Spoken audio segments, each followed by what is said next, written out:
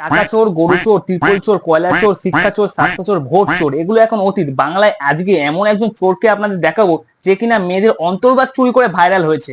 বলেন কি? কয়েকজনের বাড়ি থেকে নিচ্ছি, আর হবে না। কতদিন ধরে? বললাম তো বলেছে। ভাবা যায় 1.5 বছর ধরে এই মহৎ কাজটা করে চলেছে। জানি না এর পিছনে আসল কারণটা কি। আমার মনে হয় রাজ্যে চাকরি বাকরি নেই, যুবশক্তির টাকাটা পর্যন্ত এখনো ঢোকেনি, যেই কারণে এই সমস্ত জিনিস চুরি করে চোরাই মার্কেটে কম দামে বিক্রি করে টাকা উপার্জন করে। इतने तेजस्वी लोग हैं हमारे पास। ওরে বাপ রে বাপ, এই কাকা তো বিশাল রেগে গেছে, আর রাখবে না কেন? হ্যাঁ, जानी ना। প্রত্যেকদিন একটা করে মাল চুরি হয়ে যায়, আর কেনার জন্য টাকা এই কাকাকে তো দিতে হয় নাকি? बड़ा हरामी हो बेटा।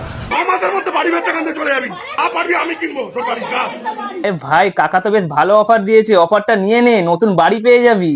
বলেন কি?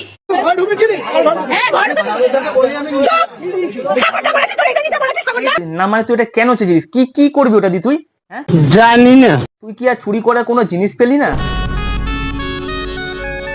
এই মহৎ কাজ করতে গিয়ে হাতে নাতে ধরা পড়ে যাওয়ার জন্য মেয়েরা তাদের অন্তর্বাস পরিয়ে ছেলেটিকে সম্মান জানায়।